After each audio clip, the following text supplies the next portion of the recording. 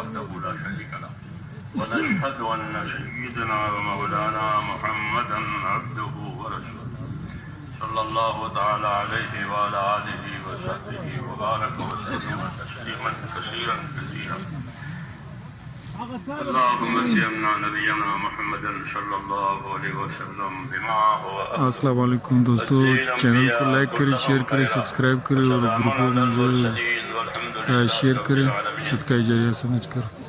اعوذ باللہ من الشیطان الرجیم بسم اللہ الرحمن الرحیم ان الذين قالوا ربنا الله ثم استقاموا تتنزل عليهم الملائكة ألا تخافوا ولا تحزنوا وابشروا بالجنة التي كنتم توعدون نحن أولياؤكم في الحياة الدنيا وفي الآخرة ولكم فيها ما تشتهي أنفسكم ولكم فيها ما تدعون نزلا من غفور رحيم ومن أحسن قولا ممن دعا إلى الله وعمل صالحا وقال إنني من المسلمين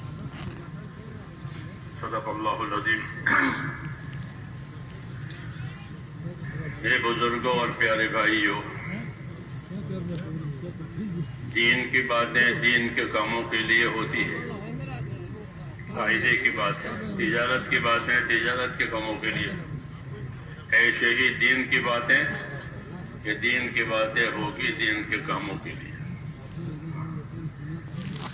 اس لیے بات بھی ذات مقصود نہیں ہوتی، بلکہ مقصود اس سے کچھ اور ہوتا ہے کہ بات کے ذریعے سے توجہ دلانی ہوتی ہے، رہبری کرنی ہوتی ہے، ذمہ داری کی فکر یا طریقہ کار بتانا مقصود ہوتا ہے۔ یہ ہوتے ہیں بات کرنے کا مقصد، اس لیے ہماری بھی بات کرنے کا یہی مقصد ہے۔ تبلیغ اس کو آنا تو ہے پہنچانا، عربی زبان کا لفظ ہے تبلیغ، کہ پہنچاؤ، پہنچا دینا۔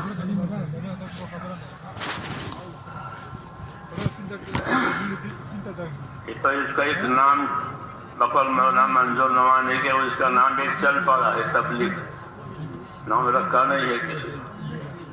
یہ تو ایمان کی تحریک کہ مسلمانوں میں اثر نو ان کے ایمان میں حرکت آوے، جیسے خون میں حرکت آتی ہے تو بدن کام کرتا ہے، تو خون کہیں جم جاوے تو پریشانی ہو جاتی ہے۔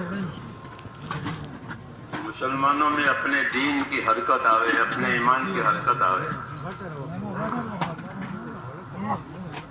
وجہ یہ ہے کہ اللہ نے ہماری زندگیوں کا رخ آخرت کی طرف بنایا، دنیا کی طرف نہیں بنایا، بلکہ زندگیوں کا رخ اللہ نے آخرت کی طرف بنایا کہ روز روز ہر آدمی جائے خدا کو مانتا ہو کہ نہ مانتا ہو، لیکن روز روز اس کی رفتار جو ہے وہ آخرت کی طرف ہے،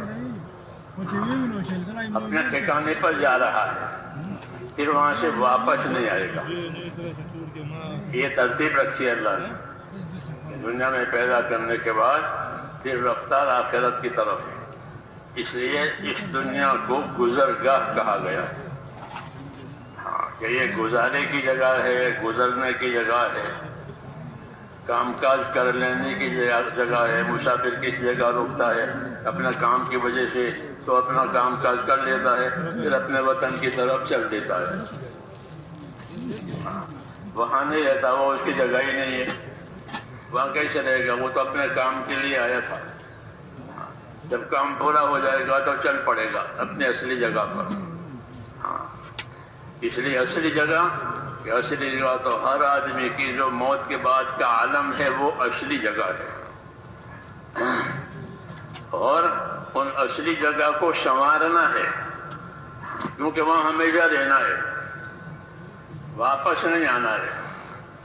اس لیے آخرت کو سنوارنا ہے۔ ہم کو رسول صلی اللہ علیہ وسلم نے آخرت سنوارنے کی رہبری کی۔ کیسے رہبری کی ہے؟ ایک تو دعائیں مانگی ہے آپ نے، ان دعاؤں میں رہبری ہے۔ نبی اپنی دعا میں بھی نبی ہوتا ہے، نبی اپنی دعوت میں بھی نبی ہوتا ہے۔ وہ نبی ہے، دعوت دے تو بھی نبی، دعا مانگے تو بھی نبی۔ تو نبی اپنی دعوت میں نبی ہوتا ہے، نبی اپنی دعاؤں میں بھی نبی ہوتا ہے۔ نبی کا کیا ترجمہ ہوتا ہے؟ عربی کا لفظ ہے کہ بڑی خبر دینے والا، نبی نبا کہ بڑی خبریں دینے والا۔ تو انبیاء کرام اللہ کی طرف سے بڑی بڑی خبریں دیتے ہیں، غیب کی خبریں دیتے ہیں جو ابھی ہوئی نہیں ہے، ہونے والی ہے یا ہو چکی ہے پہلے، تو اس کو عبرت کے لیے سناتے ہیں، اور جو ہونے والی ہے اس کے لیے وہ رغبت کے لیے سناتے ہیں۔ اس لیے ان کو نبی کہتے ہیں، خبر دینے والا اور بڑی خبریں دینے والا اور سچی خبریں دینے والا۔ ہاں، ان کی خبر میں کوئی ملاوٹ نہیں ہوتی، کوئی تشامو نہیں ہوتا، کوئی کمزوری نہیں ہوتی، صاف سچی بات ہوتی ہے، دودھ کا دودھ، ہاں ایک دم۔ تو نبی خبر دینے والا۔ تو میں نے کہا حضور صلی اللہ علیہ وسلم نے ہم کو خبر دی ہے، اس خبر میں یہ ہے کہ آخرت سنبھالو، آخرت کو سنبھالو، آخرت کو سنوارو۔ جی ہاں، ایک تو دعا مانگی ہے، دعا یہ مانگی ہے، اس دعا میں بھی ہم کو تعلیم ہے کہ یہ چیز مانگنے کی بھی ہے اور یہ چیز جو ہے کرنے کی بھی ہے۔ خالی مانگنا نہیں ہے بلکہ کرنا بھی ہے، مانگنا بھی ہے۔ تو دعا مانگی، کیا دعا مانگی؟ یہ دعا مانگی اللہم اصلح لی دینی الذی هو عصمت امری۔ یہ دعا مانگی، یہ دعائیں یاد ہونی چاہیے۔ داعی اس کو کہتے ہیں جو دعوت بھی دے، دعا بھی مانگے۔ ہاں، دعوت بھی دے اور اللہ سے دعا بھی مانگے۔ تو دعا مانگنے والا بھی داعی کہلاتا ہے، دعوت دینے والا بھی داعی کہلاتا ہے۔ اور نبیوں میں یہ دونوں صفتیں ہوتی ہیں کہ وہ اپنے جس مقصد کے لیے ان کو بھیجا ہے وہ اس کی دعوت دیتے ہیں، اور اپنے مقاصد کے لیے یا رکاوٹوں کے لیے وہ دعا بھی مانگتے ہیں۔ اپنے مقاصد کے لیے بھی دعا مانگتے ہیں، رکاوٹوں کے لیے بھی دعا مانگتے ہیں۔ کیوں کہ بندے ہیں، کمزور ہیں، مقصد ہمارے ہاتھ میں نہیں ہے، مقصد اللہ کے ہاتھ میں ہے۔ رکاوٹ آئی ہے تو رکاوٹ میں مدد کی ضرورت ہے، تو اس لیے دعائیں مانگتے ہیں۔ یہی ہمارا طریقہ ہے، اور یہی طریقے پر اپنے آپ کو چلانا ہے کہ اللہ نے ہم کو ایک دین دیا ہے، وہ دین مقصود ہے۔ ہاں، وہ دین مقصود ہے، یعنی زندگی دین کے لیے ہی ہے اور کسی کے لیے نہیں دی ہے، کہ دین کے لیے زندگی دی ہے۔ اور اس کی دلیل یہ ہے کہ مردہ جب قبر میں اتارا جاتا ہے تو فرشتہ آتا ہے جانچ کے لیے، امتحان کے لیے، تو یہ پوچھتا ہے ماں دینوں کا، ماں دینوں کا، یہ بتا اپنا دین بتا۔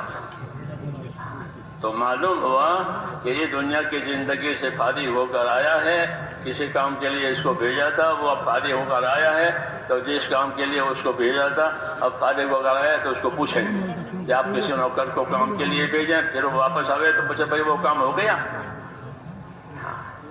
وہ کام ہوا نہیں ہوا؟ تو چونکہ دین کے لیے پیدا ہوا ہے اس لیے اس کو دین پوچھیں گے۔ ہاں، مسلمان مرے تو بھی اس کو دین پوچھے، کافر مرے تو بھی اس کو دین پوچھے، منافق مرے تو بھی اس کو دین پوچھے، تینوں سے دین پوچھیں گے۔ مسلمان کے پاس جن دین تھا وہ دین کا جواب دے گا، ان کے پاس دین نہیں تھا وہ جواب نہیں دے پائیں گے، ان کا مسئلہ بگڑ جائے گا۔ یہ ہے ترتیب۔ تو میں نے کہا دنیا کی زندگی اللہ تعالیٰ نے ہم کو دین بنانے کے لیے دی کہ یہاں اپنا دین بناؤ۔ اس لیے حضور صلی اللہ علیہ وسلم دعا مانگتے تھے اللہم اصلح لی دینی الذی هو عصمت امری، یا اللہ میرا دین بنا دے، یا اللہ میرا دین سنوار دے کہ وہ تو میرے کام کی اصل بنیاد ہے، وہ تو میرے معاملوں کی اصل بنیاد ہے، وہ میرا دین ہے دنیا میں۔ تو کہا ہاں، یہ دعا رہبری کے لیے بھی ہے اور حاجت روائی کے لیے بھی ہے۔ دعاؤں میں عام طور پر حاجت کا دھیان ہوتا ہے، وہ ٹھیک ہے کہ دعا حاجت کے لیے ہوتی ہے، اس سے کوئی انکار نہیں ہے، لیکن جس طرح حاجت کے لیے ہوتی ہے دعائیں، نبیوں کی دعائیں حاجت کے لیے بھی ہوتی ہے، رہبری کے لیے بھی ہوتی ہے، کہ یہ چیز اتنی اہم ہے اس لیے اس کو مانگا جا رہا ہے، اس میں مدد طلب کی جا رہی ہے، اس میں آسانی مانگی جا رہی ہے، وغیرہ وغیرہ.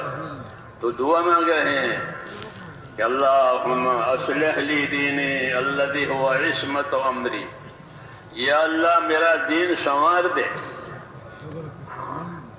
میرا دین سنوار دے، کہ وہ تو میرے معاملے کی اصل بنیاد ہے، کہ میرا وجود ہی یہاں دین کے لیے ہے. جب پیدا ہوا تھا اذان کہی تھی، اور جب مرنے لگا تو کلمہ یاد دلایا تھا کہ اپنے مرنے والے کو کلمہ یاد دلاؤ حدیثوں میں. تو جب پیدا ہوا تو اذان دی تھی، پر مرنے لگا تو کلمہ، تو دونوں دائیں بائیں دونوں ایک ہی چیز ہے. یہ علامت ہے کہ اس کو اسے خاص کام کے لیے یعنی دین کے لیے پیدا کیا تھا. تو وجود ہمارا میرے دوستوں اس دنیا میں یہ دین کے لیے ہے.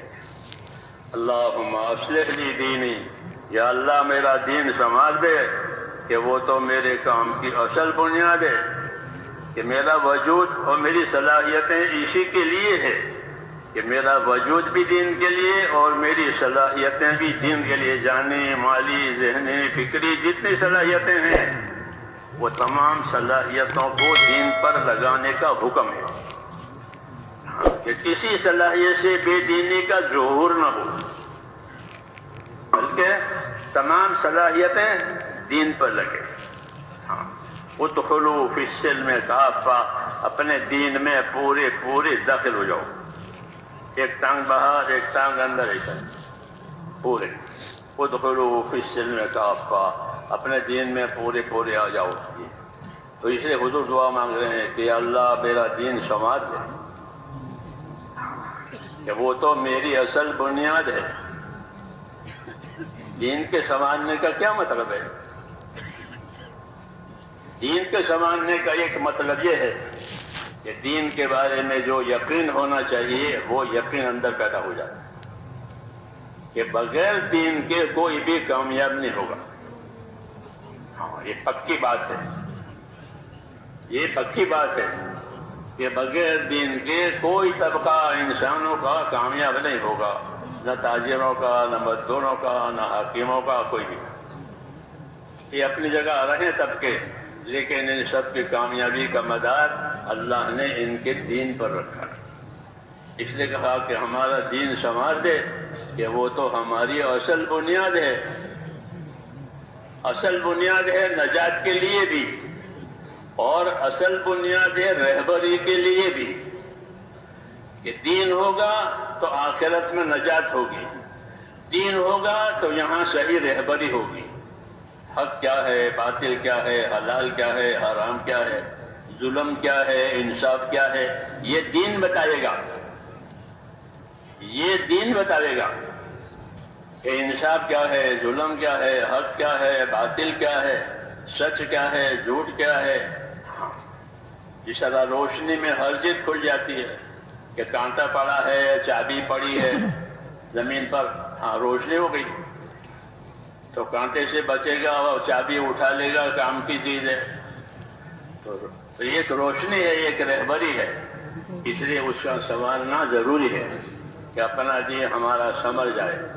اور دین سنوارنے کا مطلب کہ اندر دلوں میں اللہ تعالیٰ سے صحیح تعلق ہو جائے. یہ ضروری ہے کہ ہمارا تعلق اللہ تعالیٰ سے صحیح ہو جائے. اللہ سے کیا تعلق کریں گے؟ اس کا تو کوئی رشتہ دار نہیں ہے، اس کے برابر کوئی نہیں ہے. کہ اللہ سے تعلق عبادت اور بندگی کا ہے. یہی تعلق اللہ نے ہمارے درمیان میں پھیلایا. تم سب میرے بندے ہو،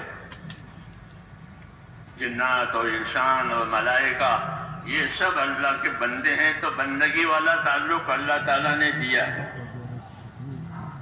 وہ دین اسی کی رہبری کرے گا کہ اللہ کی بندگی اور اللہ کی عبادت کیسے صحیح ہو جائے، کیسے بندہ بن کر زندگی گزرے. اس کی رہبری دین کرے گا کہ بندہ بن کر زندگی گزارو. کہ بندہ بن کر زندگی گزارنے کا کیا مطلب ہے؟ کہ بندہ بن کر زندگی گزارنے کا مطلب یہ ہے کہ اللہ کے ساتھ ایمان اور اخلاص سے رہو. اللہ سے کیسے رہو گے؟ کہ اللہ کے ساتھ ایمان سے اور اخلاص سے رہیں گے کہ اللہ پر ہمارا ایمان ہے کہ اللہ ہی وہ ذات ہے جو عبادت کے لائق ہے، اس سے سوا کوئی عبادت کے لائق نہیں. اللہ ہی وہ ذات ہے کہ جو ہر ضرورت کو پوری کرنے والا، ہر نفع نقصان کا وہ مالک ہے. ہاں، ہر حال میں وہ اپنی قدرت سے سب کچھ کرنے والا ہے، اس کی قدرت سے سب کچھ ہوگا. اللہ کے ساتھ معاملہ عبدیت کا، احتیاج اور محتاجی کا. ہاں، اللہ کے ساتھ کہ ہم اللہ کی طرف محتاج ہیں اور ہم اللہ کے بندے ہیں، یہ تعلق پیدا کرنا ہے. جتنا اللہ کی طرف اپنی احتیاج بڑھے گی اتنی وہاں سے مدد آئے گی. جتنی احتیاج بڑھے گی، اپنی حاجتیں اللہ کو بتائیں گے تو اتنی مدد ہوگی. یہاں اللہ کو یہی پسند